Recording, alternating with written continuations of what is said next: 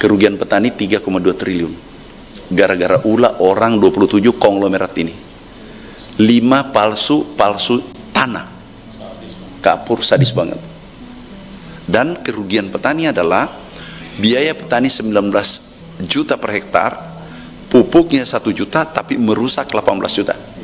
Jadi yang membuat miskin ya pupuk palsu ini ada dari Kementerian Pertanian, mungkin ada yang tidak salah tapi 11 yang mengelola kami copot semua nonaktif.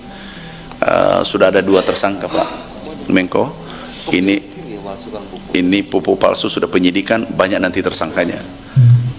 Sudah banyak juga yang menelpon saya, datang menghadap, Pak minta maaf, ini perintah Presiden, kalau mau diampuni menghadap ke Pak Menko Pangan, karena perintahnya Pak Menko Pangan saya lakukan ini dengan Presiden. Itu 27 Pak, 27 nggak punya rasa. Sekarang dalam penyidikan, kemungkinan dalam waktu dekat sudah ada tersangka 2, sebentar lagi agak banyak kayaknya tersangka, karena ini rombongan. PT-nya sudah ada tuh Pak, yang 5 itu betul-betul palsu, ada PT-nya PT, dan banyak beredar di Indonesia Pak. Kami panggil, semua mengaku tidak ada, karena kami cek di lab. Untung kami bergerak cepat Pak Menko. Halo, Assalamualaikum warahmatullahi wabarakatuh. Kembali lagi di channel Vlog Lopo. Terima kasih sobat sudah hadir di video ini. Bagaimana kabarnya sobat? Semoga sobat selalu sehat, selalu melindungi Allah, dan selalu diberi rezeki yang berkah berlimpah. Bayangkan ya, para petani yang setiap hari bekerja keras menanam, merawat tanaman mereka, tiba-tiba harus mengalami kerugian hingga 3,2 triliun rupiah. Semua gara-gara ulah 27 konglomerat yang sadis mengedarkan pupuk palsu. Ini bukan sekedar angka, tapi pukulan telak bagi kesejahteraan pertanian dan ketahanan pangan kita. Kenapa ini bisa terjadi? Siapa yang bertanggung jawab? Dan yang penting, bagaimana solusinya? Nah, di video kali ini kita akan menyimak statementnya Menteri Pertanian ya, Amran Sulaiman, di mana dia sangat marah, sangat kesal ya atas perbuatan pengusaha-pengusaha ini. Nah, yuk kita tonton saja bagaimana videonya. Sebelum menonton, tolong like dan share video ini. Yuk kita tonton. Assalamualaikum warahmatullahi wabarakatuh. Pak Menko saya hormati, ada Pak Mendes, Pak Menteri KKP, Menteri Perdagangan, ada Pak Mendagri, Pak Menelh, Kepala Bappenas, banyak nih, direksi-direksi BUMN, seluruh hadirin yang kami banggakan. Masih ada menteri yang hadir, wakil-wakil menteri. Izin Pak Menko, kami memang dalam posisi tertekan dan ditekan. Jadi pada saat pelantikan Bapak Presiden Republik Indonesia, beliau panggil kami, Pak Mentan, swasembada beras 4 tahun ya. Oh siap Bapak Presiden. Saya agak lega, karena 4 tahun. Agak lega karena kita dulu swasembada sudah pernah 4 kali. Tiba-tiba hari ke-21 kami ingat pidato Bapak Presiden di APEC dan G20 menjadi 3 tahun. Baru 21 hari pemerintahan. Mulai kami kaget, berubah baru 21 hari. Begitu 45 hari, 1 tahun, dan itu dipelopori oleh Pak Menko, ditambah oleh Dirut Bulog, Bappenas. Nggak apa-apa, tekanan luar biasa sekarang saya rasakan, tetapi yang saya tahu berlian adalah karena dia mendapatkan tekanan yang luar biasa pada 1000 derajat Celcius. Dia ditempa di sana. Pak Menko lapor, kami duluan, kami nginap di sini Pak Menko, karena kami ingin tahu persis subuh-subuh tadi kami sudah bergerak ke yang pernah mendapatkan bantuan pompa ke Bangkala. Saya sama Pak Wamendagri, luar biasa beliau. Ternyata alhamdulillah produksinya naik, luas tanamnya kurang lebih 51% ya Pak Wamendagri tadi laporannya Bupati. Itu menggembirakan. Kami ingin sampaikan beberapa hal Pak Menko, tambahan saja, masalah pupuk, distribusi, volume, Presiden penuhi semua. Yang menarik tambahan Pak Menko, kami laporkan. Ini pertama terjadi, ada di Rut Pupuk ada ya. Pertama terjadi di pertanian, tebus pupuk jam 12 lewat 2 menit, tengah malam. Ya Pak Dirut. Hari ini sudah 56.000. 52.000 hari ini hektar tebus pupuk. Dulunya 0. Biasa 1 bulan, bulan kedua, bulan ketiga. Ini berkat kerja keras Pak Menko mendorong regulasi yang kita tadi sempurnakan. Dulu 12 menteri yang tanda tangan, sekarang tinggal 1 Menteri Pertanian. Kemudian Gubernur 38, 500 Bupati dan Wali Kota se-Indonesia, itu tanda tangan baru petani terima. Sekarang enggak, jam 12 lewat 2 menit sudah bisa ditebus. Jadi petani menunggu, begadang menunggu Pak. Sekarang sudah 50.000. Kemudian tambahan juga Pak Menko yang pupuk palsu. Sudah Pak 27 perusahaan mengedarkan pupuk palsu dan masuk tender di pertanian. 5 ada Satgas, ini Satgas dari Mabes. 5 ini, maaf Pak, ini betul-betul tidak punya rasa. Mungkin itu yang Pak Menko lihat, aku marah betul. Kerugian petani 3,2 triliun. Gara-gara ulah orang 27 konglomerat ini. 5 palsu tanah. Kapur sadis banget. Dan kerugian petani adalah biaya petani 19 juta per hektar, pupuknya 1 juta tapi merusak 18 juta. Jadi yang membuat miskin ya pupuk palsu ini ada dari Kementerian Pertanian, mungkin ada yang tidak salah, tapi 11 yang mengelola kami copot semua, nonaktif. Sudah ada 2 tersangka Pak Menko. Ini pupuk palsu sudah penyidikan, banyak nanti tersangkanya. Sudah banyak juga yang menelpon saya, datang menghadap Pak, minta maaf. Ini perintah Presiden, kalau mau diampuni menghadap ke Pak Menko Pangan, karena perintahnya Pak Menko Pangan saya lakukan ini dengan Presiden. Itu 27 Pak, 27, nggak punya rasa. Sekarang dalam penyidikan, kemungkinan dalam waktu dekat sudah ada tersangka 2. Sebentar lagi agak banyak kayaknya tersangka, karena ini rombongan. PT-nya sudah ada tuh Pak, yang 5 itu betul-betul palsu. Ada PT-nya, PT, dan banyak beredar di Indonesia Pak. Kami panggil, semua mengaku tidak ada, karena kami cek di lab. Untung kami bergerak cepat Pak Menko, karena ada yang baru 30% tersalur, ada 50%. Kami cek di IPB, UGM, kemudian di pertanian ada 4 lab kami pakai. Nah ini sekadar informasi.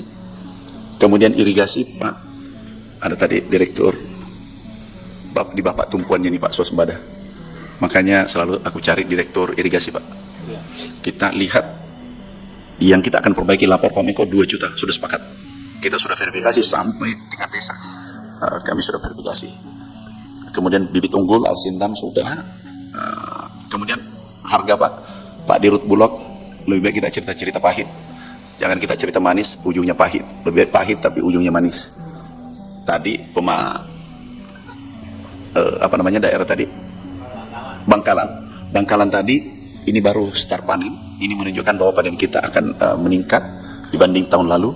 Itu harga berada pada 6.000, 6.500. Artinya begitu berlaku 6.500, dia pada posisi 6.000, dia posisi di bawah. Dan dia padahal ini baru Januari. Kita hati-hati Pak. Kumutnya ada kan?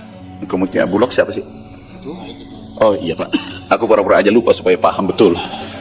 Pak, ini posisi di ujung. Yang paling berat bagi Bulog adalah musim hujan, panen puncak 3 bulan, dan harus menyerap 70% dari cadangan.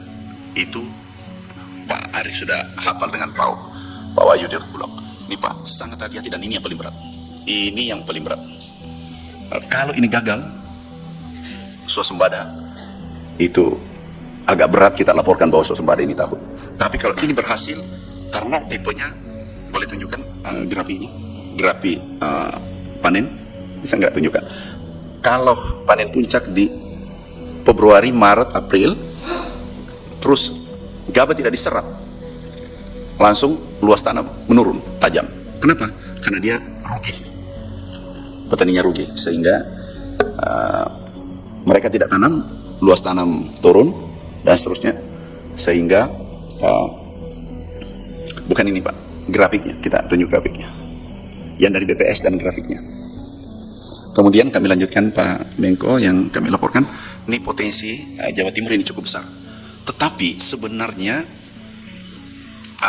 Jawa Timur ini IP IP-nya baru 1,3. Baru 1,3 Pak. 1,6 luas tanam dibagi dengan 1,2 itu 1,3. Ada Pak Kades Pertanian. Supaya clear di sini bahwa potensinya besar. Potensinya besar. Baru 1,3. Ini Pak. Ini luas panen 1,6 juta. Luas lahan baku 1,2. 1,6 bagi 1,2 itu 1,3. IP 1,3. Padahal potensi dengan kita pompanisasi, kemudian sumur dalam, sumur dangkal, kemudian memanfaatkan Bengawan Solo, irigasi diperbaiki 300.000, itu 2 saja Pak Menko kita. Kalau dia naik 2, itu bisa dapat 4 juta ton tambahan. 2 saja. Padahal bisa ada yang sudah ada yang panen 4 kali. Ada 3 kali banyak kalau 3 kali. 2 aja sudah luar biasa. Itu naik 4 juta dan bisa 2 juta ton beras. Nah ini yang kita kejar sehingga tumpuannya adalah irigasi tadi 300 ribu hektar, hampir 290.000. Itu Pak Direktur, ini karena sepakat sudah anggaran Pak, kita bergerak cepat seperti tadi di Bangkalan.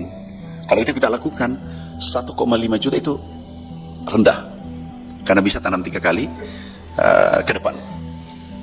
Jadi ada 2 poin penting Pak yang kami titip Pak Menko. Satu adalah harga yang kesiapan kita. Nantinya yang kita ribut adalah kadar air. Kadar air mutlak. Kenapa musim hujan kita panen? Pasti terjadi. Yang kedua, di saat Februari, Maret, April, kami pastikan produksi melompat tinggi. Nah, bagaimana kesiapan kita menyerap? Dan ini 1-2 minggu sudah gantian berteriak. Begitu petani berteriak, harga jatuh, tidak akan tanam lagi berikutnya. Kalau pupuk, alhamdulillah terima kasih Dirut Pupuk, luar biasa.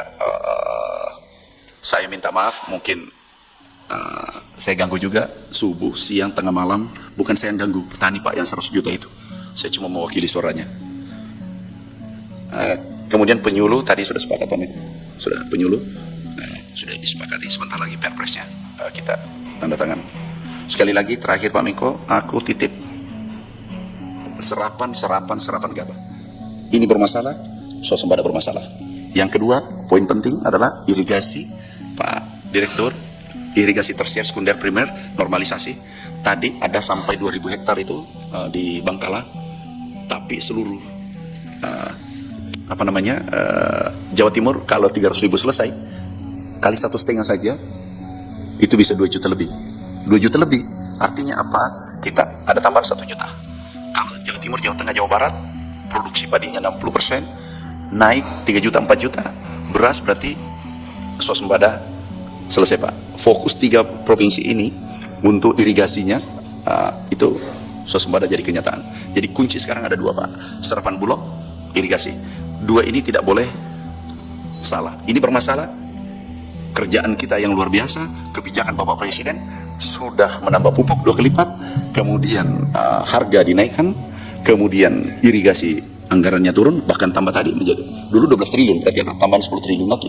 Kemudian alat mesin pertanian, benih anggaran yang 144 triliun, bantuan pemerintah sia-sia.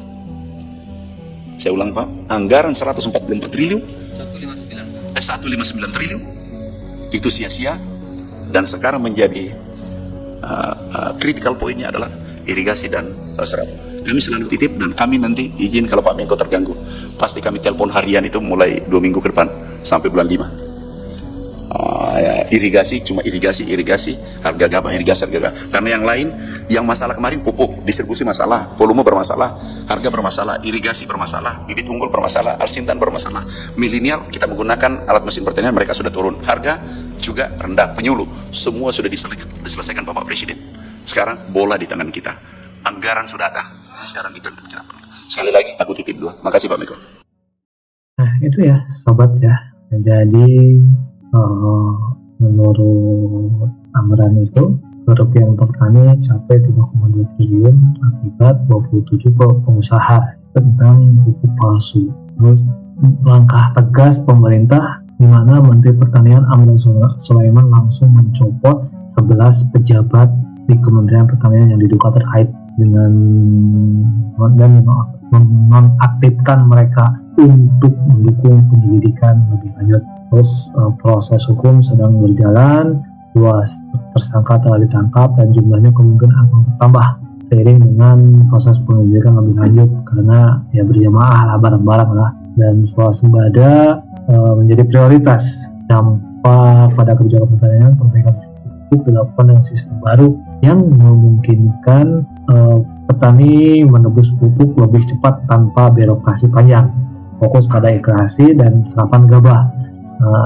Jadi kasus pupuk palsu ini bukan sekadar masalah hukum, tapi juga menyangkut masa depan ketahanan pangan Indonesia ya. Pemerintah sudah bergerak cepat, tapi tantangan ke depan masih besar. Mampukah kita mencapai swasembada beras dalam waktu 3 tahun? Bagaimana peran kita sebagai masyarakat dalam mengawal kebajikan ini? Yang jelas kita tak boleh tinggal diam, terus awasi, terus pantau dan kawal kebijakan-kebijakan pemerintah sekarang. Gimana tanggapan sobat semua? Yuk tanggapi gimana kinerjanya menteri-menteri Pak Prabowo, termasuk Menteri Pertanian yang sangat-sangat tegas ya, sampai 27 pengusaha dilibas. Yuk tanggapi di kolom komentar. Jangan lupa untuk like dan share video ini, dan bagi sobat yang belum subscribe, mohon subscribe ya. Terima kasih sudah nonton sampai video akhir ini. Assalamualaikum warahmatullahi wabarakatuh.